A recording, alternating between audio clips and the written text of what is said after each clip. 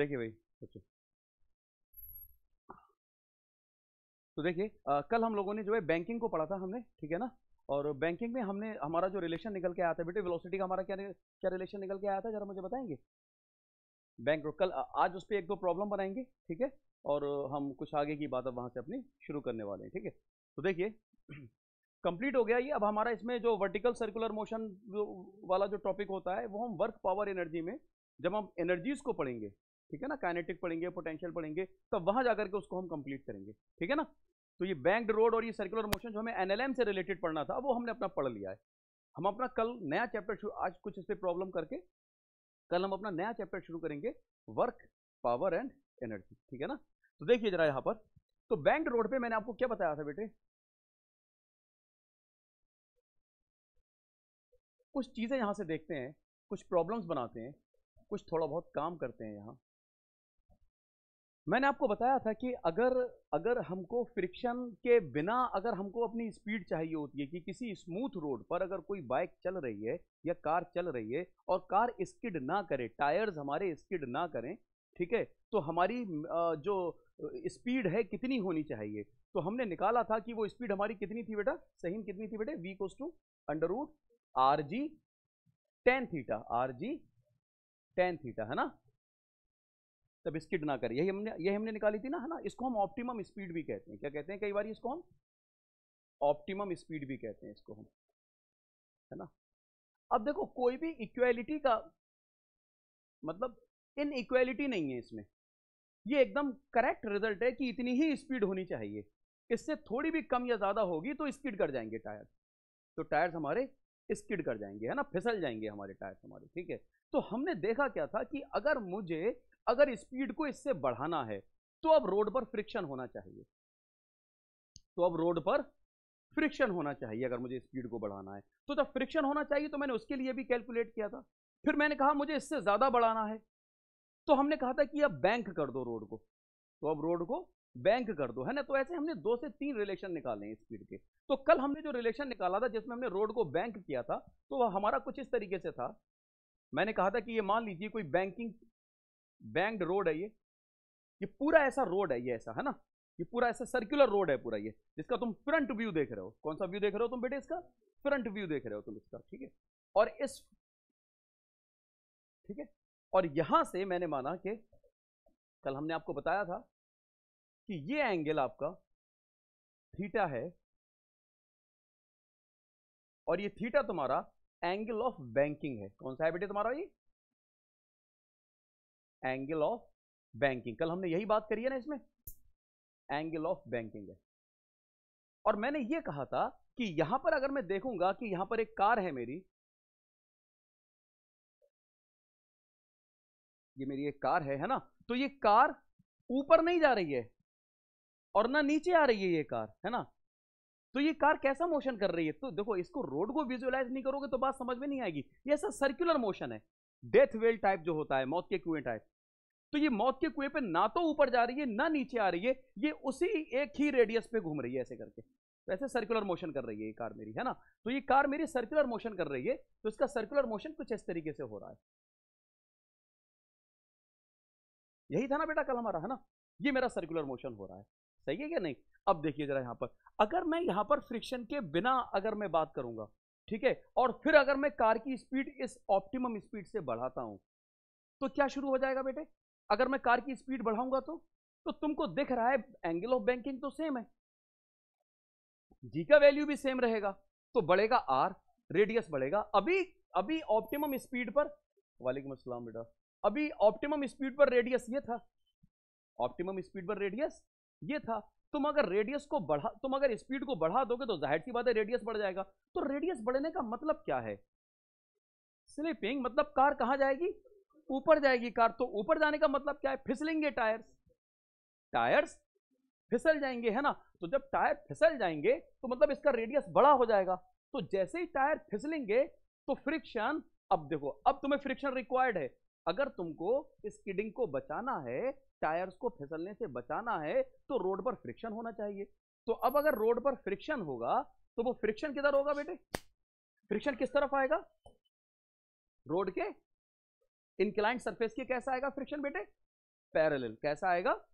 तो पैरेलल, यही तो मैंने बात बताई थी बेटा, कल हमने यही सब बात की थी अपनी, है ना, कि फ्रिक्शन इधर आएगा, है ना, यही सब हमने बात की थी। तो अगर एक बार मैं इसका तुमको डायग्राम फिर से बता दूं, ठीक है ना, मैंने इसका स्पीड वगैरह कल आपसे डिस्कस कर दिया था, इसका ये इस तरफ फ्रिक्शन आ जाएगा, मैंने माना ये एफ फ्रिक्शन हो गया। जब ये कार ऊपर की तरफ फिसलेगी तब, और ऊपर की तरफ कब फिसलेगी कार? जब वी तुम्हारा ग्रेटर हो जाएगा किससे बेटे? R G tangent of theta से। क्लियर है कि नहीं? अच्छा, फिर मैंने इसका तुम्हें डायग्राम कैसे बताया था? मैंने कहा था अब तुम एक काम करो, इस इंक्लाइन प्लेन को बाहर की तरफ निकाल लो और जरा इस पर कार पर लगने वाले फोर्सेस देखो। देखो, कार अगर सर्कुलर मोशन कर रही है, कार अगर सर्कुलर मोशन कर रही है तो कार का एक्सीलरेशन किधर होगा बेटे? अगर कार सर्कुलर मोशन कर रही है तो इसका एक्सीलरेशन किधर होगा? Towards the centre. कैसा होगा बेटे? Towards the. अगर ये v स्पीड से, तो देखो यहां पर तुम्हें कार कैसी दिखेगी? v स्पीड से अंदर जाती हुई, और इस वाले पॉइंट पर कैसी दिखेगी? बाहर आती हुई।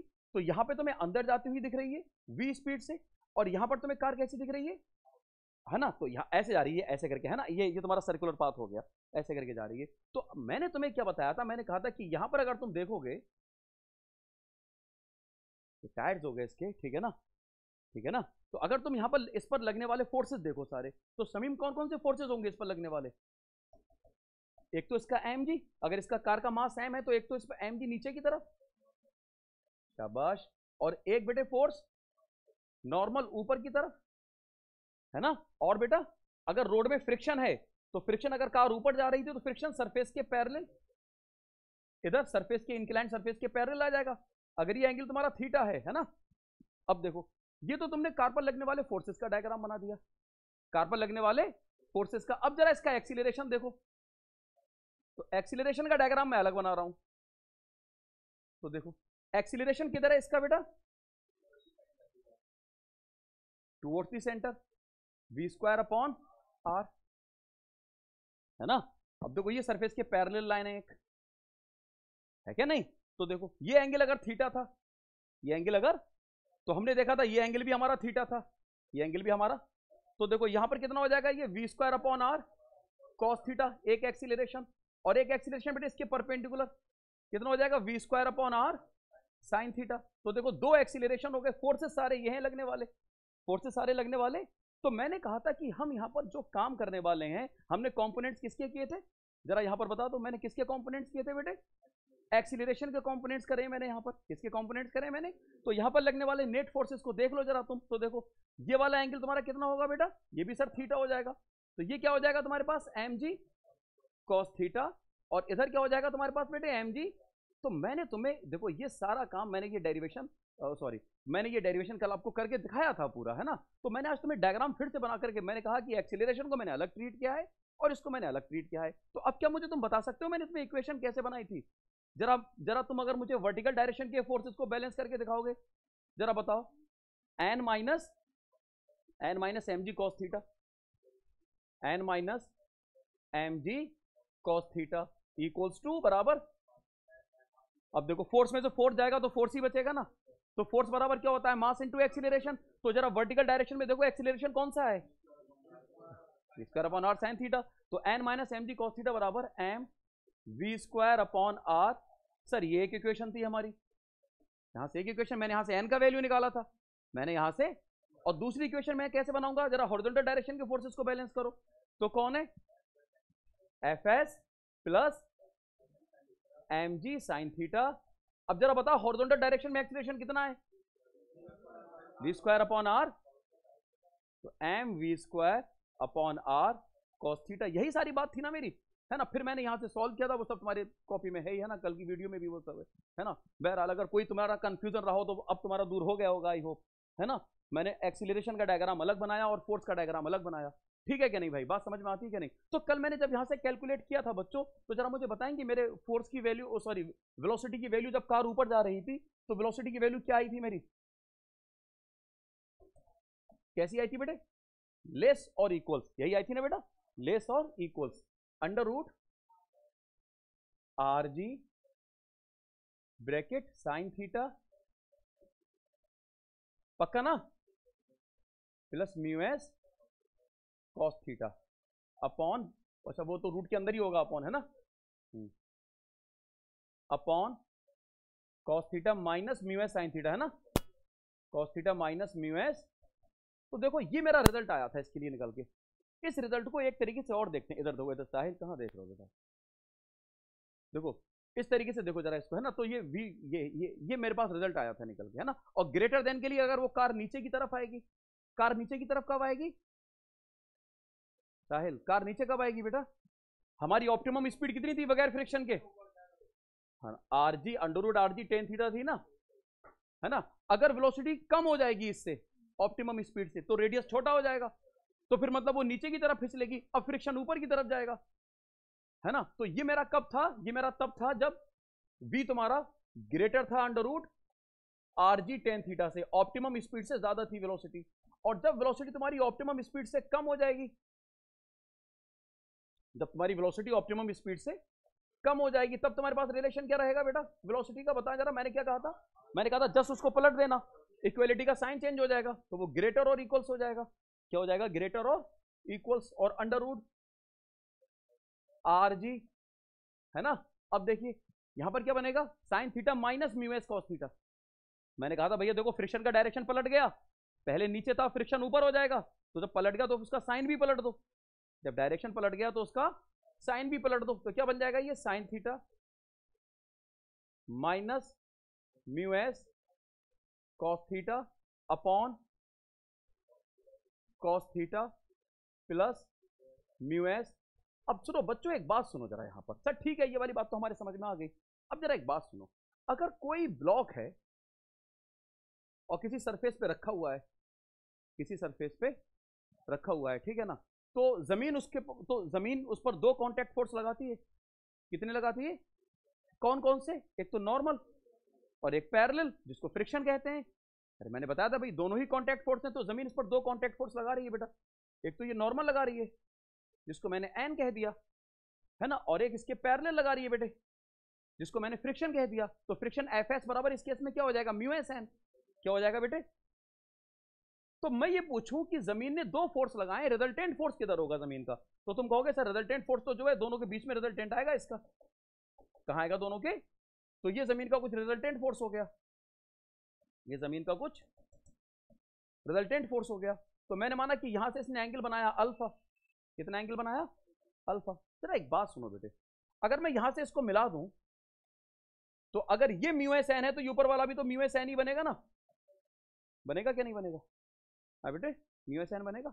तो जरा मुझे एक बात बताओ, ये एंगल ऑफ फ्रिक्शन होता है बेसिकली, क्या होता है, और एंगल ऑफ फ्रिक्शन तुम्हारा एंगल ऑफ रिपोज के बराबर होता है, क्या के बराबर होता है बेटे, एंगल ऑफ रिपोज। जैसे ऐसे समझ लो एंगल ऑफ रिपोज, जैसे ये सरफेस पे ये प्लेन पे मैंने इसको रखा, अब मैं प्लेन में इसको इंक्लाइन करता चला जाऊं, इंक्लाइन करता चला जाऊं, अब जिस जिस इंक्लाइन हॉरिजॉन्टल से जिस एंगल पर ये ब्लॉक नीचे की तरफ आना शुरू कर दे, वो एंगल मेरा एंगल ऑफ रिपोज है, वो एंगल मेरा एंगल ऑफ रिपोज है। नहीं आई बात समझ में, बात समझ में आ गई ना। सरफेस पे देखो मैंने ब्लॉक मैंने ऐसे रख दिया इंक्लाइन प्लेन पे, अब मैं इसको ऐसे इंक्लाइन करता, मैं अभी हॉरिजॉन्टल है ये, मैं इसको इंक्लाइन करता जा रहा हूं, इंक्लाइन कर, तो एक मूवमेंट पे आकर के ब्लॉक नीचे की तरफ चलना शुरू कर देगा। तो जिस टाइम नीचे चलना शुरू कर रहा है तो हॉरिजॉन्टल से जो एंगल बढ़ा, that angle is angle of repose.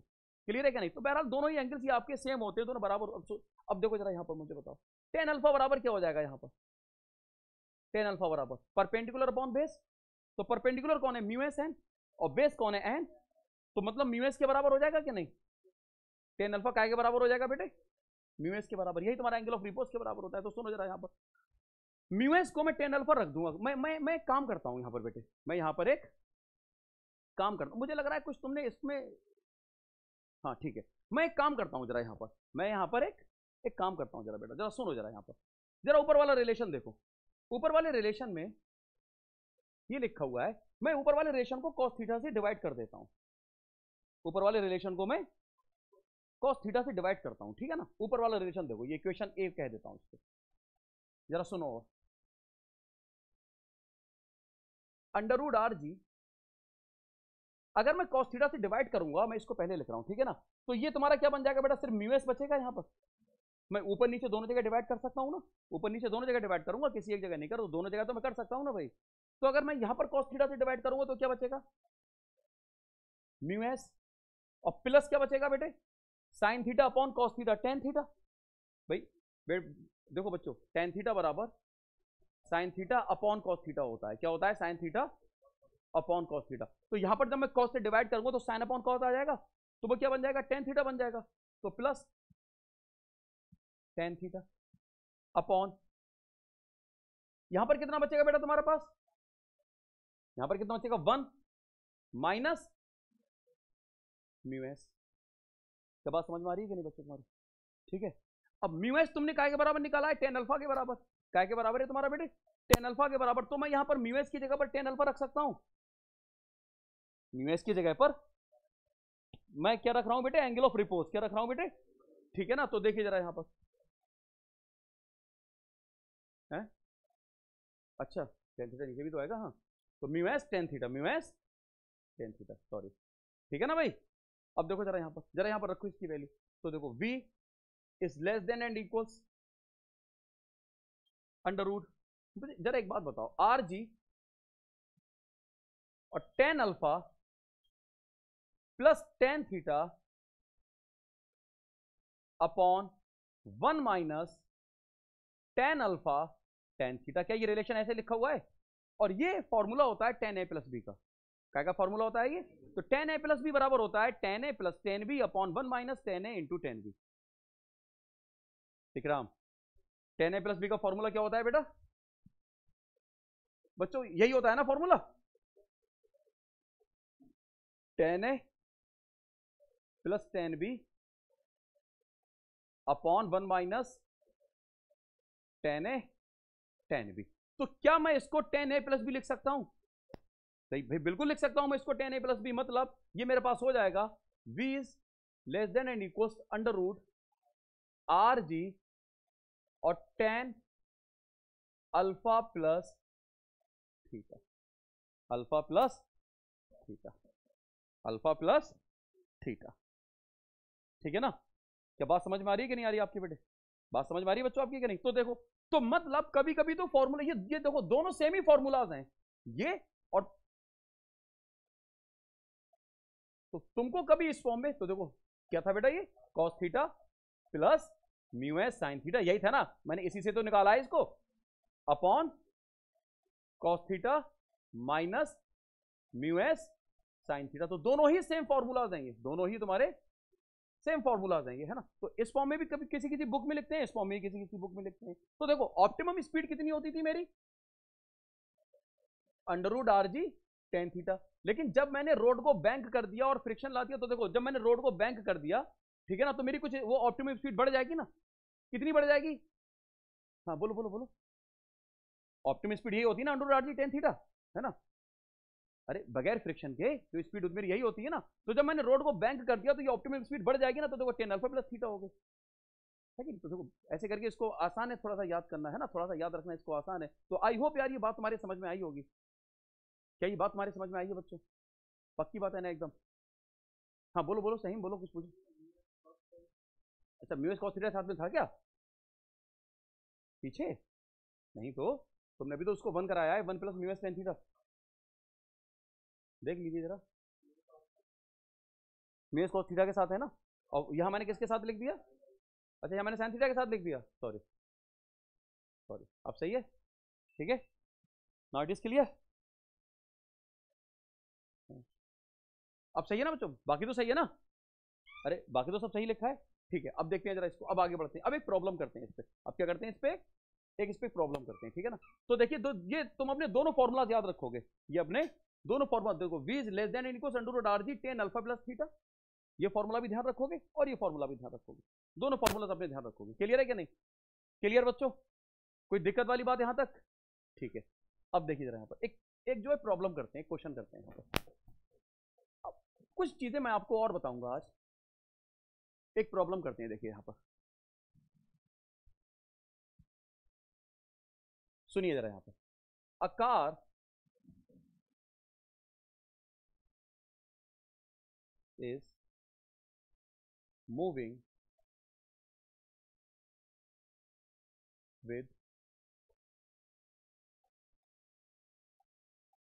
constant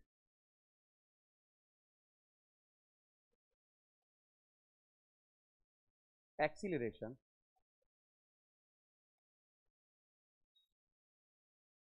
A not, constant acceleration A not से एक कार तुम्हारी मूव कर रही है, ठीक है ना, ठीक है बच्चों, कांस्टेंट एक्सीलरेशन ए नॉट से एक कार तुम्हारी मूव कर रही है तुम्हारी पास, ठीक है भाई, and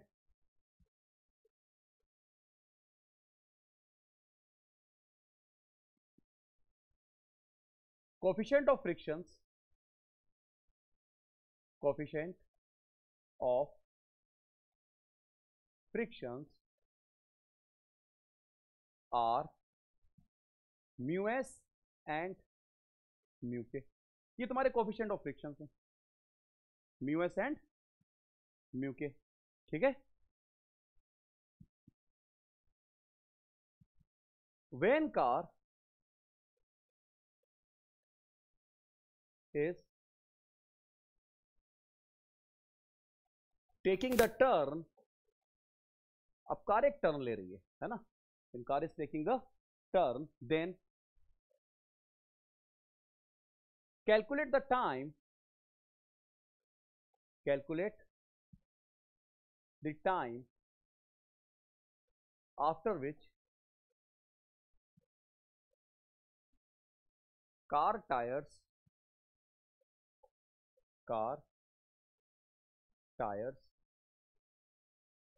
get skid, car tyres तुम्हारी स्किड होंगे जब वो टर्न लेगा, ठीक है, जब कार तुम्हारी टर्न ले रही है, ठीक है ना, तो तुमको बताना है कि कार टायर जब तुम्हारी टर्न लेगी तो वो कितनी देर के बाद वो जो टायर्स हैं वो स्किड करेंगे।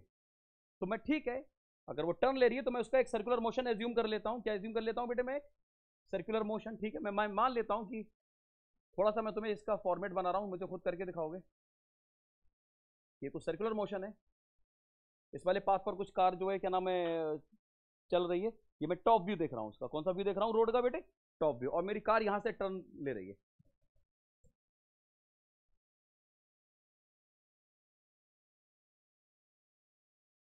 ठीक है, बताइए जरा मुझे, तो कितनी देर के बाद जो है अब मुझे एक बात बताइए, कार के पास दो एक्सीलरेशन होंगे, जब कार टर्न लेगी तो टर्न लेते टाइम एक तो ये acceleration A not tangential acceleration होगा, एक्सीलरेशन ए नॉट,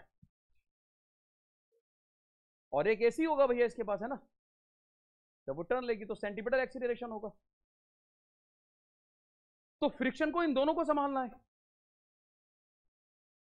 फ्रिक्शन को इन दोनों को संभालना है ना, जब कार टर्न लेगी तो फ्रिक्शन को इन दोनों को संभालना है, तो नेट फोर्स को जो जो जो इसका नेट फोर्स होगा भाई, कार मूव कर रही है तुम्हारी, उसका कांस्टेंट एक्सीलरेशन क्या नाम है, कितना दे रखा है, ए नॉट दे रखा है, टेंजेंशियल एक्सीलरेशन है ये, ठीक है ना, और जब टर्न लेगी तो उसका कुछ सेंटीमीटर एक्सीलरेशन भी होगा, इसका मास अगर एम हो, इसका मास कितना हो बेटे, एम हो, तो जरा बताओ, मैं अगर टॉप व्यू देखूंगा तो नॉर्मल फोर्स किधर लगेगा, ऊपर की तरफ, बाहर की तरफ, मतलब कार के प्लेन से, ठीक है ना, ठीक है भाई, और वेट इसका एम जी अंदर की तरफ,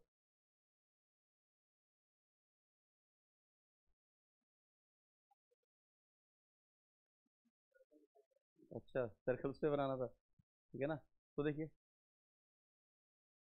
ये एम जी नीचे की तरफ, अब जरा बताएं मुझे नेट फोर्स बताएं कितना भाई, फ्रिक्शन को नेट फोर्स जो है क्या नाम है इस पर, इन दोनों को संभालना है भैया, देखो उसको ये देना है, सेंटीमीटर एक्सीलरेशन भी देना है इसको, सेंटीमीटर एक्सीलरेशन भी देना है, और ये ए नॉट को भी उसको जो है क्या नाम है देखना है, तो नेट फोर्स क्या लगेगा भैया उस पर, नेट फोर्स क्या होगा फ्रिक्शन का, एफ एस बराबर अंडर रूट, बताएं जरा,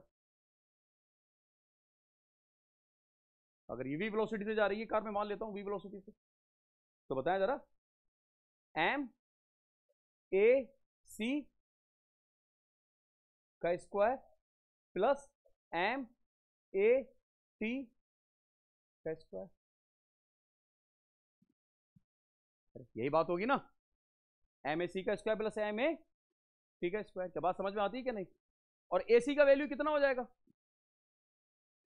भाई, सेंटीमीटर एक्सीलरेशन है, वी इसकी स्पीड है, तो बताओ कितना हो जाएगा, M B square upon R, कितना हो जाएगा बेटा उसका, M B square upon R, हाँ V square upon R, acceleration कितना हो जाएगा बेटे, वी स्क्वायर अपॉन आर, ठीक है, f s equals to m square को तो मैं बाहर लाके एम लिख देता हूं बेटा इसको, है ना। ये कितना हो जाएगा v square upon r plus a t square. Check करें सब लोग, है ना। अच्छा यहाँ पे तो वी की पावर 4 हो जाएगा ना, क्या हो गया ये, ठीक है ना, ठीक है ना भाई। चेक करें सब लोग, तो बात समझ में आती है कि नहीं आती आपको। अब मुझे एक बात बताओ, देखो ये तुम्हारे पास कहानी आ गई, ये तुमको इसका एक्सीलरेशन दे रखा है ये, और एटी तुमको कितना दे रखा है, ए नॉट कितना दे रखा है। तो क्या अब देखो थोड़ा सा मुझे बता सकते हो क्या, मुझे बताओ जरा। तो देखो एफ एस बराबर जो रिक्वायरमेंट है इसके चलने की, इसकी रिक्वायरमेंट चलने की यही होगी ना। अरे भैया बगैर स्किड करे अगर ये जो कब तक चलेगा, एम वी की power 4 upon are square plus, check करें,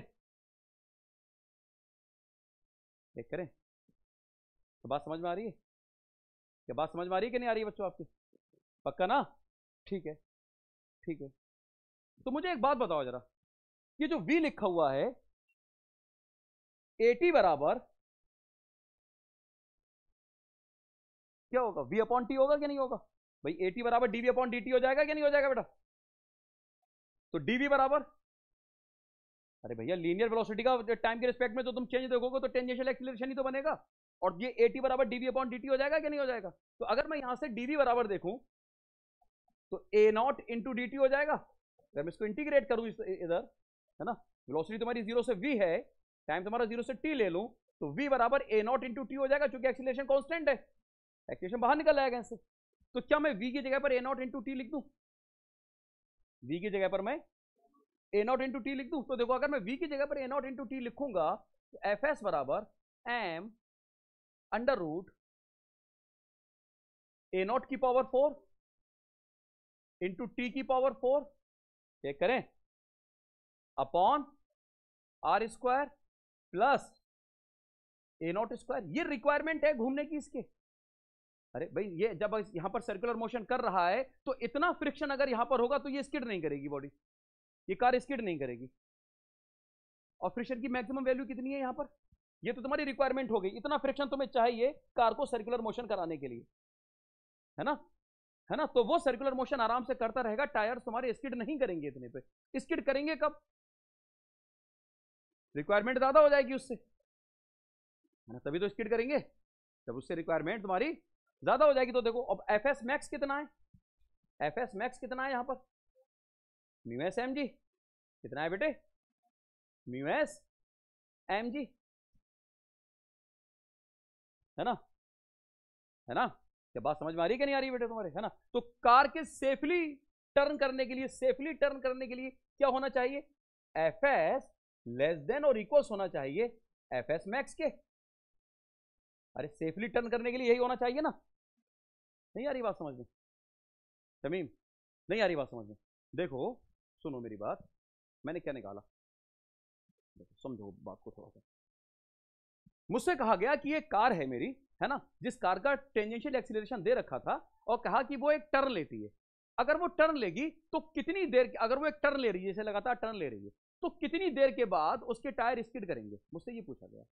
तो पहले मैंने ये कंडीशन निकाली कि जब कार टर्न लेगी तो कितना फ्रिक्शन उसको मिलना चाहिए कि वो सेफ टर्न ले ले।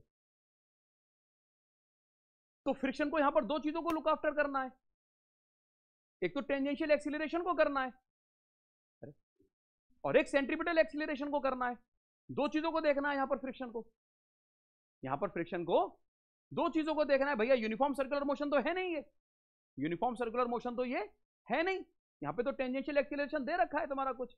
तो मैंने कहा फ्रिक्शन को दो चीज, तो यहां पर नेट फ्रिक्शन कितना होना चाहिए सर, इतना होना चाहिए नेट फ्रिक्शन सेफली टर्न लेने के लिए। सेंटीमीटर फोर्स भी होना चाहिए और टेंजेंशियल को भी उसे क्या नाम है लुक आफ्टर करना है, तो दो चीजों को उसे लुक आफ्टर करना है। तो मैंने ठीक है, फिर मैंने यहां पर एम ए, मैंने यहां पर सेंटीमीटर क्या नाम है फोर्स का फॉर्मूला डाल दिया, m B square upon r, और टेंजेंशियल मास इंटू एक्सीलरेशन, मैंने मास इंटू एक्सीलरेशन डाल दिया। एम को मैं बाहर निकाल के ले आया, यहां से एम को मैं यहां से बाहर निकाल के ले गया। फिर यहां पर मैंने क्या किया, सिर्फ कैलकुलेशन किया है। देखो v का मैंने, अब देखो मुझे एक बात बताओ, टेंजेंट इसको तुम छोड़ दो अगर ये तुम्हें थोड़ा सा उलझन दे रहा है, जरा ये देखो एक्सीलरेशन कितना है उसका, ए नॉट है, है ना। तो ए नॉट बराबर क्या चीज है तुम्हारे पास, मैंने यहां से इसको हालांकि ये निकाला है, तो देखो ये v अपॉन टी, तो v बराबर तुम्हारे पास क्या हो जाएगा, ए नॉट इंटू टी ही तो है तुम्हारे पास यहाँ पे, है ना। भाई एक बात बताओ, टेंजेंशियल एक्सीलरेशन क्या चीज हो जाएगा, लीनियर वेलोसिटी अपॉन टाइम, यही तो तुमने निकाल दिया DV upon D T, integrate करके इसको निकाला तो वी नॉट इंटू टी आ गया। क्या आ गया तुम्हारे पास बेटे, v बराबर क्या आ गया, ए नॉट इंटू टी। तो मैंने क्या किया, इस v का वैल्यू रख दिया यहां पर, ए नॉट इंटू टी। तो v की पावर 4 है तो ए नॉट की पावर 4 हो गया, t की पावर 4 है तो, क्योंकि v की पावर 4 है ना, तो ए नॉट इंटू टी की पावर 4 हो जाएगा, अपॉन आर स्क्वायर हो गया, प्लस का ए नॉट स्क्वायर हो गया। तो इतना फ्रिक्शन अगर तुम्हें मिल जाएगा तो कार सेफ टर्न लेगी, है ना, सेफ स्किड नहीं करेंगे टायर, इतना फ्रिक्शन तुम्हें मिल जाएगा तो, है नहीं, तो तुम्हारे टायर जो है स्किड नहीं करेंगे। ठीक है सर, तो देखो जरा यहां पर, तो मैंने कहा अच्छा ठीक है, ये तो तुम्हारी रिक्वायरमेंट है फ्रिक्शन की इतनी, ये इतनी तुम्हारे फ्रिक्शन की रिक्वायरमेंट है तुम्हारे पास फ्रिक्शन कितना इस केस में, म्यू एस एम जी। अगर ये रिक्वायरमेंट इस औकात से छोटी रहेगी तो टायर्स स्किड नहीं करेंगे, यही बात है ना, रिक्वायरमेंट अगर औकात से छोटी रहेगी तो टायर स्किड नहीं करेंगे। तो ठीक है, तो मैं देख रहा हूं जरा यहां पर, तो ये मेरी रिक्वायरमेंट होगी और ये मेरी औकात होगी, रिक्वायरमेंट औकात से छोटी है तो टायर मेरे स्किड नहीं करेंगे। तो जरा लिखवाओ रिक्वायरमेंट कितनी थी, जरा बताना, अंडर रूट, बाहर एम था, बोलो बेटा, ए नॉट की power 4 upon are square plus A not square और less than and equals mu S M G. मुझे तो टाइम निकालना है, मुझे क्या निकालना है, मुझे टाइम, मुझे ये पूछा कि कितनी देर के बाद टायर स्किड करेंगे, मुझसे तो ये पूछा गया है ना। तो देखो मैं अगर दोनों तरफ स्क्वायरिंग कर दूं, मैं अगर दोनों तरफ, तो मुझे क्या मिल जाएगा, अगर मैं इधर भी स्क्वायर कर दूं होल और इधर भी बेटा मैं होल स्क्वायर कर दूं, है ना। अभी देखते हैं जरा, हाँ एम कट जाएगा, मैं जो है दोनों तरफ स्क्वायरिंग करता हूं, ठीक है ना, तो मेरा एम तो कट जाएगा, देखो इधर एम स्क्वायर हो जाएगा, वहां पे भी एम स्क्वायर हो जाएगा, एम तो कट जाएगा मेरा। तो मेरे पास यहाँ पे क्या रहेगा, ए नॉट की पावर 4 टी की power 4 upon are square plus A not square और less than and equals mu S square और जी स्क्वायर। चेक करें सब लोग जरा, क्या बात समझ में आती है कि नहीं, पक्का ना। ठीक है, मुझसे क्या पूछा गया है, टाइम पूछा गया है, मुझसे क्या पूछा गया है, टाइम पूछा गया है। तो देखो जरा यहां पर, तो अगर मैं यहां से देखूं, ए नॉट की पावर 4 टी की power 4 upon are square less than and equals mu square s g square minus a not square. सारी चीजें नोन है ना, देखो इसमें सारी चीजें नोन है, कोई भी चीज अननोन नहीं है इसमें, ठीक है ना। तो मुझसे कहा गया यहां पर, तो देखिए जरा यहां पर, t power 4 less than and equals, less than and equals कितना हो जाएगा यहां पर, ये जरा बताओ, r square mu square s g square minus a not square r square, है ना, और अपॉन ए पावर 4। चेक करें, यही है ना, देखो ये इधर मल्टीप्लाई कर दिया और ए नॉट इसके अपॉन में आ गया, सॉरी ए नॉट की पावर 4 नहीं आई। तो देखो आर स्क्वायर का मल्टीप्लाई इसमें होगा और इसमें भी होगा, दोनों में होगा, है ना, आर स्क्वायर का मल्टीप्लाई दोनों में होगा, और अपॉन ए की पावर 4 ये आ जाएगा नीचे, ए नॉट की पावर 4। चेक करें, तो टाइम कितना आ गया मेरे पास, तो time less than and equals power 4 है, तो यहां से 4 हटाऊंगा तो इस पे पूरे पे पावर 1/4 आ जाएगी, पूरे पे पावर कितनी आ जाएगी, 1/4 आ जाएगी। मतलब r square mu square s g square minus a not square r square upon a not की पावर 4 और पूरे पे पावर कितनी आ गई बेटे, 1/4 आ गई। जरा बताओ बेटा, पूरे पे पावर कितनी आ गई। अब देखो टाइम अगर इससे कम रहेगा तब तो टायर स्किड, मैं अगर इस पूरे टाइम को मैं अगर टी नॉट ले लूं, जो मैंने इधर निकाला था वही तो अजीब सा नंबर आया है, मैं इस पूरे टाइम को अगर टी नॉट ले लूं, तो अगर मेरा टाइम टी नॉट से ज्यादा होगा तो टायर स्किड कर जाएंगे। उससे वही टाइम पूछा गया ना कि कितना टाइम के बाद टायर स्किड करेंगे, तो इतने टाइम के बाद, इतने टाइम से जैसे ही टाइम ज्यादा होगा टायर स्किड कर जाएंगे। तो बात समझ में आ गई, इतने टाइम के बाद जैसे ही जो टाइम होगा, इससे ज्यादा जैसे ही टाइम होगा, तो ये बढ़िया प्रॉब्लम थी, है ना। शानदार प्रॉब्लम थी ये तो एक, है ना। तो इस टाइम के बाद जो है टायर तुम्हारे स्किड कर जाएंगे। क्लियर है क्या नहीं? क्लियर है क्या नहीं? तो मैंने पहले फ्रिक्शन की कंडीशन लेकर के इसको निकाला है। बढ़िया करके बात समझ में आती है बच्चों आपके, है ना? क्या बात समझ में आती है आपकी? अब मैं तुमसे देखिए ये चैप्टर तुम्हारा खत्म है ना। हमको बस इसमें जो है क्या नाम है, देखिए हमने अभी वर्टिकल सर्कुलर मोशन और वो नहीं पढ़ा है। तो वो हमने क्यों नहीं पढ़ा है? क्योंकि हमने अभी काइनेटिक एनर्जी और पोटेंशियल एनर्जी नहीं पढ़ी है। हम जब वर्टिकल प्लेन में सर्कुलर मोशन पढ़ेंगे तो वो काइनेटिक और पोटेंशियल के को जब पढ़ेंगे पहले, उसके बाद तो हम वर्क एनर्जी पावर में, अब हम कल से अपना चैप्टर शुरू करेंगे वर्क पावर एंड एनर्जी, ठीक है ना। तो उसमें पहले वो पढ़ेंगे, तब हम वहां पर वो चीज पढ़ेंगे अपनी वर्टिकल सर्कुलर मोशन जाकर के, ठीक है ना। तो यहाँ हमने जितना सर्कुलर मोशन था वो हमने पढ़ लिया है अपना। चलो ना नया चैप्टर शुरू करेंगे। अब उससे पहले मैं तुम्हें कुछ चीजें और बताऊंगा आज, कुछ और भी चीजें तुम्हें बताऊंगा, ठीक है ना। सुनिए जरा यहाँ पर एक हम अपना प्रॉब्लम सेशन भी रखेंगे सर्कुलर मोशन पे, है ना। तो मुझे लग रहा है कल ही मैं आपको वो प्रॉब्लम सेशन रखूंगा, ठीक है ना। 40-50 प्रॉब्लम कम से कम डिस्कस करेंगे हम उसमें, 2 घंटे का प्रॉब्लम सेशन रखेंगे, ठीक है ना, सर्कुलर मोशन का अपना, ठीक है। अच्छा उसमें तुम्हारी प्रॉब्लम तो तुमसे डिस्कस कराएंगे, वो ये नहीं कराएंगे, कुछ नीट लेवल की प्रॉब्लम भी कराएंगे, मेंस लेवल की प्रॉब्लम, तो जैसे से तुम्हें पता चले कि हाँ यार सर तो सब बढ़िया से लग रही है, तो आसान है ये तो सब यार, है ना। क्योंकि नीट की तो प्रॉब्लम बहुत आसान होती है, बेसिक सी प्रॉब्लम होती है ना। यहाँ तो हम खैर बहुत बढ़िया करके डिस्कस कर रहे हैं बहुत, है ना। ज़्यादा ही हाई लेवल की चीज़ें जो है हम देख रहे हैं अपनी बढ़िया करके, है ना। तो देखो जरा यहाँ पर, अब हम एक कॉन्सेप्ट और तुमको मैंने नहीं बताया है, चाहो तो उसका फॉर्मूला याद कर लो, लेकिन याद होना चाहिए मेंस को, तो मेंस वालों के लिए तो बहुत ही अच्छे से याद होना चाहिए। Radius of curvature, radius of curvature. अब जरा समझते हैं सर ये रेडियस ऑफ कर्वेचर क्या है। अब इसको दोनों टर्म में देखेंगे, फिजिक्स की टर्म में भी देखेंगे और मैथमेटिक्स की टर्म में भी देखेंगे, दोनों चीजों में इसको समझने की कोशिश करेंगे।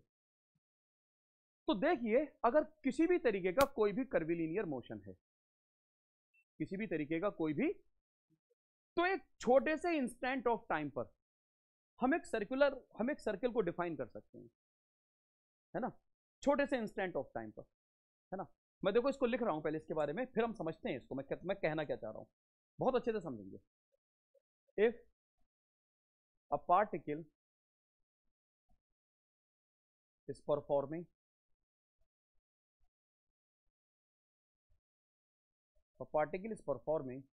curvilinear motion,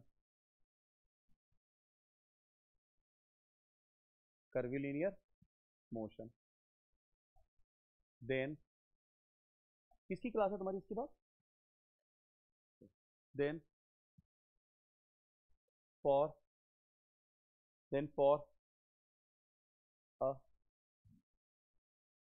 for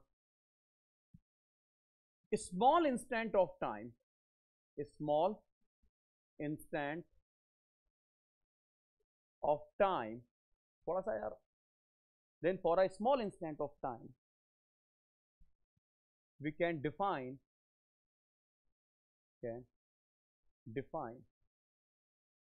a circle, we can define a circle। क्या मतलब है सर इस बात का? सुनो इस बात का क्या मतलब। जैसे कोई पार्टिकल है, ये कर्विलिनियर मोशन है, ये कर्विलिनियर मोशन कर रहा है पार्टिकल। अगर मैं देखूं यहां पर एक, ये देखो स्मॉल इंस्टेंट ऑफ टाइम है ये, तो यहां पर मैं एक सर्किल डिफाइन कर सकता हूं, से ये है, मैं एक सर्किल डिफाइन कर सकता हूं, जैसे ये है, सर्किल डिफाइन कर सकता हूं। तो किसी भी कर्विलिनियर मोशन पे छोटे से इंस्टेंट ऑफ टाइम पर जो भी तुम्हारी आर्क बन रही होगी, जो भी तुम्हारी ट्रेजेक्ट्री बन रही होगी, उस ट्रेजेक्ट्री पर तुम एक सर्किल डिफाइन कर सकते हो। होगी तो वो कर्विकली, अरे होगी तो वो कर्विकली वो ट्रेजेक्ट्री, तो उस पर तुम एक सर्कल डिफाइन कर सकते हो। तुमसे पूछा जाएगा बताओ सर्कल का रेडियस क्या है। अब देखिए फिर इस सर्किल का जो ये रेडियस होगा ये कहलाएगा इसका रेडियस ऑफ कर्वेचर। क्या कहलाएगा? Radius of curvature. तुमसे कहा जाएगा बताइए इसका रेडियस ऑफ कर्वेचर क्या है, बताइए इसका रेडियस ऑफ कर्वेचर क्या है, तुमसे ये कहा जाएगा। तो इसके रेडियस ऑफ कर्वेचर का अच्छा खासा फॉर्मूला होता है, अभी चेक करेंगे, वेरीफाई भी कर लेंगे अभी इसको। ये फॉर्मूला होता है r equals to 1 plus dy upon dx का होल स्क्वायर की पावर 3/2 अपॉन d2y अपॉन, अरे ये क्या बवाल लिख दिया आपने, d2y अपॉन dx स्क्वायर। तुम तो इस फॉर्मूला को याद कर लो, लेकिन मैं अपना फर्ज पूरा करूंगा। मैं तुम्हें निकाल के दिखाऊंगा, मैं तुम्हें निकाल के दिखाऊंगा, मैं तुम्हें साहिल, मैं तुम्हें क्या करके दिखाऊंगा बेटा। आसान है, मेंस वालों को तो निकालना आना चाहिए, नीट वाले फॉर्मूला याद कर लें। नीट वाले बच्चों को तो ये रहता है वो फॉर्मूला याद कर लें, उनका काम चल जाएगा। मेंस वाले बच्चों को पता होना चाहिए कि ये हो क्या रहा है यहां पर, कैसे करके करते हैं इसको। तो जरा समझो इस बात को बेटा। अगर मैं यहां पर एक स्मॉल एलिमेंट ले लूं, देखो हालांकि है तो ये स्मॉल एलिमेंट, लेकिन मैंने थोड़ा सा बड़ा ले लिया है तुमको दिखाने के लिए। है तो ये स्मॉल एलिमेंट, लेकिन मैंने इसको थोड़ा सा और थोड़ा थोड़ा थोड़ा छोटा कर देता हूं, ठीक है कि नहीं। है ये स्मॉल एलिमेंट, मैंने कहा यार इसका जो है रेडियस बताओ, तो तुम कहोगे यार ये तो प्योर मैथमेटिक्स का टॉपिक है। कैसा टॉपिक है? प्योर मैथमेटिक्स का टॉपिक है। देखो अब जरा अपना कलम रोक के और मेरी बात सुनो। रेडियस कैसे निकालते हैं? अगर कोई तुमको आर्क लेंथ देखी है, कोई तुमको आर्क लेंथ दे रखी हो, तो रेडियस कैसे निकालते हैं देखो सुनो। तुम कहोगे सर हमें तो मैथमेटिक्स के सर ने हमारे बताया है कि रेडियस निकालने के लिए क्या करेंगे, ये एक पॉइंट है और ये एक पॉइंट है, तो इस पर एक टेंजेंट ड्रॉ करो और इस पर भी एक टेंजेंट ड्रॉ करो, है नहीं। इस वाले पॉइंट के कोऑर्डिनेट ले लो x, y, क्योंकि ये स्मॉल एलिमेंट मैंने लिया है, तो इस वाले पॉइंट के कोऑर्डिनेट्स ले लो x plus dx, y plus dy। और मान लो कि ये वाली टेंजेंट हॉरिजॉन्टल से एंगल बना रही है थीटा, कितना? थीटा, सही है ना। मान लेता हूं मैं कि ये हॉरिजॉन्टल से कितना एंगल बना रही है बेटे, थीटा। और ये वाली टेंजेंट हॉरिजॉन्टल से एंगल बना रही है थीटा प्लस डी थीटा। अब तुम में से बहुतों को कंफ्यूजन हो सकता है, सर यहां एंगल बड़ा है यहां छोटा है, तुमने प्लस डी थीटा कैसे ले लिया? यहां पर वो तो कुछ छोटा होगा उससे, और छोटा होगा, ये मैं पहले बता रहा हूं, ये तुम्हें कंफ्यूजन हो सकता है। तो मैथमेटिक्स में एलिमेंट हमेशा प्रोग्रेसिव लिए जाते हैं, बड़े एलिमेंट लिए जाते हैं। आप मैथमेटिक्स में कभी माइनस में मत मान लेना कुछ, वरना जीरो आएगा आंसर, समझ रहे? तो सर हम ज्यादा कैसे ले, ज्यादा हम जो चीज कम हो रही है उसे ज्यादा कैसे ले लेंगे, उसकी चिंता मत करो। अगर तुमने गलत दिया होगा तो आंसर तुम्हारा खुद नेगेटिव आ जाएगा, आंसर तुम्हारा, उसकी चिंता मत करो तुम। क्लियर है? मैथमेटिक्स में एलिमेंट्स हमेशा हम कैसे लेते हैं, बढ़ते हुए। कैसे लेते हैं? बढ़ते हुए। ये नहीं कि छोटा सा एलिमेंट ले उसे कि एक लिया थीटा तो आगे बढ़ गए उसे थीटा माइनस डी थीटा कर दिया, ऐसे नहीं लेंगे। सही है क्या? नहीं, बात समझ में आ रही है? तो मैंने कहा सर इसका रेडियस बताओ, तो तुम कहोगे सर रेडियस का हमें बताया है सर ने हमारे कि ये जो तुमने टेंजेंट खींची इससे एक परपेंडिकुलर ले लो, यहां पर जो मैंने टेंजेंट खींची है इस पे परपेंडिकुलर ड्रॉ कर दो। अब दोनों के परपेंडिकुलर जिस पॉइंट पर इंटरसेक्ट करेंगे ये सर मेरी रेडियस बनेगी। बिल्कुल सही है यार, मैथमेटिक्स हमको यही बताती है भैया, हमें रेडियस ऐसी लेनी होती है ना। एक यहां पर ट्रेजेक्टरी पर जो टेंजेंट था उस पर एक परपेंडिकुलर ड्रॉ किया, इस वाली ट्रेजेक्टरी पर जो टेंजेंट था उस पर परपेंडिकुलर मैंने ड्रॉ किया, है क्या नहीं। और फिर ये जो लेंथ होगी तुम्हारी, ये तुम्हारी रेडियस कहलाएगी, जिसको मैंने चलो आर कह दिया। क्या ये बात समझ में आती है तुम्हारी? ये बताओ यहां पर क्या बात समझ में आती है? तो मुझे एक बात बताओ, इस वाली टेंजेंट नंबर 1 टेंजेंट नंबर 2 दोनों के बीच में एंगल कितना होगा? अरे डी थीटा, अरे ये थीटा था, इसका थीटा प्लस डी थीटा था, तो दोनों के बीच में एंगल डी थीटा ही तो बचा फिर। अरे नहीं आई बात समझ में? अरे एक का हॉरिजॉन्टल से थीटा है, दूसरे का हॉरिजॉन्टल से थीटा प्लस डी थीटा है, तो उन दोनों लाइंस का एंगल कितना होगा? डी थीटा ही तो होगा, ठीक है। अब मुझे तुम एक बात बताओ, ये बताओ इन दोनों रेडियस के बीच में एंगल कितना बनेगा? अब यार ये मैं तुम्हें मारूंगा फिर ये बात नहीं बताओगे तो, दिमाग खराब मत करो बिल्कुल भी। हाँ, जब से पैदा हुआ हूं तब से तुमको मैं ये बात बता रहा हूं कि जो दो लाइंस के बीच में एंगल होता है वही उनके परपेंडिकुलर्स के बीच में होता है। तो ये टेंजेंट पर परपेंडिकुलर थी तुम्हें, तो दोनों, वरना मैं तुम्हें क्यों बताता दोनों टेंजेंट्स के बीच में एंगल क्या नाम है? डी थीटा है क्या नहीं? तो कितना एंगल हो जाएगा रेडियस के बीच में? डी थीटा ही हो जाएगा भैया। जो दो लाइंस के बीच में है तो ये दोनों रेडियस दोनों टेंजेंट पे परपेंडिकुलर ही तो है। अरे रेडियस टेंजेंट पे परपेंडिकुलर होती है नहीं होती है ना? तो कितना हो जाएगा भैया यहाँ पर ये एंगल? सर ये एंगल डी थीटा हो जाएगा। चेक करें सब लोग, क्या इतनी बात समझ में आती है? क्या इतनी बात समझ में आती है? अब मैं तुमसे ये पूछूं, तुमने क्लास 10th में 6 में कहां पढ़ते हैं ये फॉर्मूला तुमने पढ़ा होगा, angle equals to arc upon radius. Angle equals to कहां पढ़ते हैं, है ना?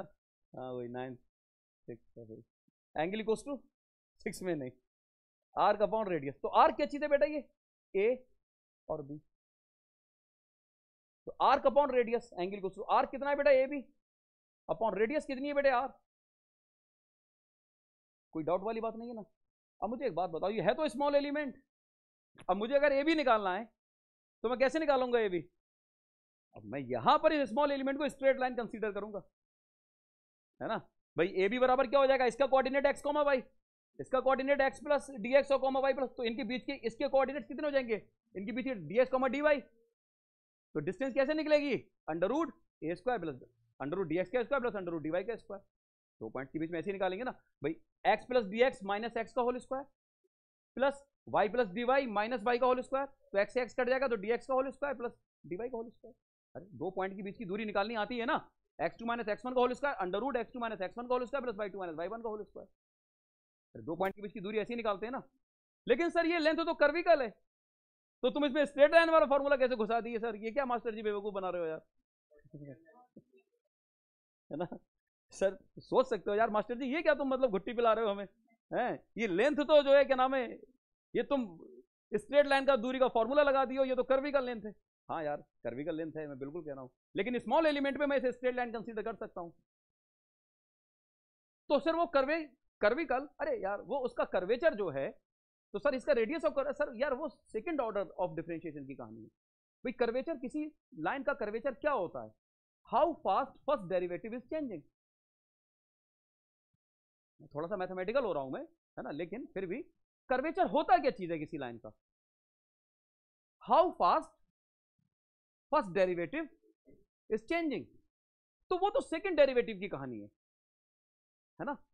तो मैं तो फर्स्ट डेरिवेटिव के केस पर मैं इसको क्या देख रहा हूं बेटा, स्ट्रेट लाइन देख रहा हूं। मैं क्या देख रहा हूं बेटे, मैं इसको स्ट्रेट लाइन देख रहा हूं मैं इसको, ठीक है ना। तो देखो तो डी थीटा बराबर ए बी की जगह पर मैं क्या लिख सकता हूं, under root D x square plus D Y का स्क्वायर और अपॉन आर। चेक करें, चेक करें भाई, क्या बात समझ में आती है, क्या बात समझ में आती है यहां तक, पक्की बात है ना, कोई दिक्कत वाली बात नहीं यहां पर, है ना। अब देखो मैं एक काम कर रहा हूं, मैं dx से डिवाइड कर देता हूं दोनों तरफ। क्या कर देता हूं बेटा, मैं dx से क्या नाम है डिवाइड कर रहा हूं मैं, ठीक है ना। या फिर मैं dx को कॉमन ले ले रहा हूं, मैं क्या ले ले रहा हूं बेटा, dx को यहां से कॉमन ले ले रहा हूं मैं, dx को यहां से। अगर मैं यहां से dx को कॉमन लूंगा तो देखो क्या बनेगा मेरे पास यहां पर, डी थीटा बराबर, तो dx का होल स्क्वायर यहां से कॉमन निकलेगा, तो बाहर आकर के तो dx हो जाएगा ये under root 1 plus D Y upon D x का whole square upon R, sorry upon R कहना तो भूल ही गया, अपॉन आर तो लिखते हैं ना यार, नहीं आ रही बात समझ में। ये तो यहां तक तो कैलकुलेशन चल रही है, बस यहां तक सब बात क्लियर है ना, एक एक बात हजम करते हुए चलो। तमीम यहां तक बताओ, सब बात समझ में आई यहां तक, क्या नहीं आई है, या नहीं आई है यहां तक, बात बताओ क्लियर है ना एकदम। अब सुनो जरा यहां पर, अब सुनो जरा यहां पर, मुझे तो आर निकालना है, क्या निकालना है मुझे, तो देखो पहले तो इसको यहां पर लिख ले रहा हूं, तो डी थीटा बराबर d x under root 1 plus D Y upon D x का होल स्क्वायर अपॉन आर। तो मैं आर को अगर उधर लेके जाऊं, आर बराबर अंडर रूट, जरा बताना मुझे, d Y upon D x का होल स्क्वायर अपॉन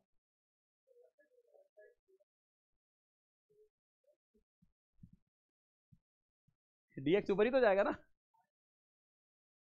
अच्छा dx ऊपर ही तो जाएगा, सही है, सही है भाई, कोई दिक्कत वाली बात तो नहीं है ना यहां तक, कोई दिक्कत वाली बात नहीं। सुनिए अब एक बात सुनिए जरा यहां पर यार, थोड़ा सा पेशेंस रखिए, बस 2 मिनट का पेशेंस रखिए, एकदम सही हो जाएगा ये भी। अब जरा एक बात समझिए जरा मेरी, मुझे एक बात बताइए, टेन थीटा बराबर d Y upon D x होता है क्या नहीं, है ना, स्लोप बराबर dy अपॉन dx होता है कि नहीं, टेन थीटा बराबर होता है क्या नहीं। मैं अगर डिफरेंशिएट करूं दोनों तरफ x के रिस्पेक्ट में, क्या करूं दोनों तरफ डिफरेंशिएट। कुछ बच्चों को डिफरेंशिएशन नहीं मालूम होगा, है ना, लेकिन कोई नहीं, मैं बेसिक मैथमेटिक्स आज मैं तुम्हारी क्लास रिकॉर्ड करूंगा, है ना। आज मैं तुम्हारी क्या नाम है बेसिक मैथमेटिक्स की क्लास में फिर से तुम्हारी, हालांकि मैंने पढ़ाया पूरा है बेसिक मैथमेटिक्स, सारी चीजें पढ़ाई हैं, लेकिन तुम लेट हुए हो इसलिए मैं दोबारा रिकॉर्ड करूंगा, और पता चले मैंने पढ़ाया ही नहीं है, वो तो रिकॉर्ड हो रही है वीडियो। कोई सोचेगा यार बताओ अभी सर्कुलर मोशन पढ़ा रहे हैं, बेसिक मैथमेटिक्स की बात अब कर रहे हैं क्या नहीं, तो पढ़ा तो पूरा चुका हूँ। तो देखो इसको जरा बताओ, हाँ माइक छाड़ दे। तो देखो जरा इसको बताओ, दोनों तरफ डिफरेंशिएट करो एक्स के रिस्पेक्ट में। तो कैसे करते हैं डिफरेंशिएट, टेन थीटा का डिफरेंशिएशन होता है बेटा सेकेंड स्क्वायर ऑफ थीटा। क्या होता है, सेकेंड स्क्वायर ऑफ थीटा, मतलब सेक स्क्वायर ऑफ, है ना, और d theta upon D x, d theta upon D x बराबर, इसको जब डी अपॉन डी एक्स करेंगे तो d two Y upon D x square. Check करें, चेक करें, सही है ना। अब देखिए जरा यहां पर, अब सुनिए जरा, d theta upon D x यहां से कितना हो जाएगा बेटा, d two Y upon D x square upon sec square theta नीचे आ जाएगा, और ये आइडेंटिटी होती है one plus tan square theta. अरे सेक स्क्वायर थीटा बराबर one plus tan square theta होता है क्या नहीं होता है, ठीक है। और टेन थीटा बराबर d Y upon D x है, तो टेन स्क्वायर थीटा बराबर d Y upon D x का होल स्क्वायर हो जाएगा। डायरेक्ट मार रहा हूं मैं इसको, है ना, one plus tan square theta और टेन थीटा बराबर d Y upon D x, तो ये क्या हो जाएगा बेटा one plus D Y upon D x का होल स्क्वायर। चेक करें जरा, मैं ये d theta upon D x यहां पर ला करके रख देता हूं, कैसे नहीं होगा, मैं D theta upon D x यहां पर ला करके रख देता हूं, तो यहां पर मुझे कितना मिल जाएगा फिर, तो देखो one plus D Y upon D x का होल स्क्वायर और इसकी पावर वन अपॉन टू, है ना, और upon D theta upon D X, देखो D two Y upon D x, D two Y upon D x का whole square, है ना। और देखो ये वाली टर्म ऊपर पहुंचेगी, कितनी पहुंचेगी ऊपर, one plus D Y upon D x का होल स्क्वायर, तो ये कितना हो गया पावर थ्री बाई टू, देखो वही वही, है ना। तो देखो अब कितना आ गया रेडियस का फॉर्मूला, आर बराबर one plus D Y upon D x का whole square power three by two upon D two Y upon, मैंने यही बताया था ना आपको, ये रेडियस का फॉर्मूला हो गया। मेंस वाले बच्चे एडवांस वाले बच्चे देखेंगे कि इसका डेरिवेशन कैसा है, नीट वाले बच्चे इसको याद कर लें, नीट वाले बच्चे इसको याद कर लें। बताओ बेटा कंफ्यूजन, पावर वन है ना यहाँ पर, तो जब बेस सेम हो तो पावर ऐड हो जाती है, एक और आधा डेढ़, अरे एक और आधा डेढ़ हो जाएगा ना, तो डेढ़ ही तो थ्री बाई टू है ना, डेढ़ ही थ्री बाई टू है ये वाला ना पूरा। देखिए देखिए जरा सुनिए, देखिए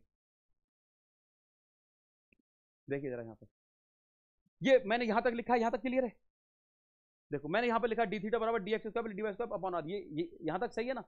मैंने अंदर से dx को कॉमन ले लिया, मैंने अंदर से dx को कॉमन ले लिया सर, मैंने अंदर से dx को कॉमन ले लिया मैंने, ठीक है ना। तो जब मैं dx को कॉमन ले लूंगा तो कितना आ जाएगा, one plus D Y upon dx का होल स्क्वायर। देखो यहां से dx का स्क्वायर पूरा बाहर आएगा ना, तो रूट से जब स्क्वायर बाहर जाएगा तो एक dx ही तो निकलेगा, ठीक है। तो यहां पर वन रह जाएगा, और यहां पर तो dx था ही नहीं, तो dy के अपॉन में आ जाएगा, तो ये हो गया यहाँ पर one plus D Y upon dx का होल स्क्वायर अपॉन आर हो गया ये, ठीक है ना, ठीक है ना। अब देखो जरा यहाँ पर फिर मैंने क्या किया, फिर मैंने क्या किया यहाँ पर अगले पेज पर मैं इसको लेकर के क्या हूं,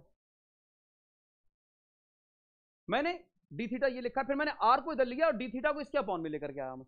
अब देखो ये देखो यहाँ पर ये क्या हो जाएगा, इसको मैं क्या लिखूंगा, D theta upon D x, D x इसके अपॉन में आ जाएगा क्या नहीं, और इनटू आर, आर इसकी मल्टीप्लाई में आ जाएगा, तो बराबर यही तो रहेगा ना तुम्हारे पास, one plus D Y upon D x का होल स्क्वायर।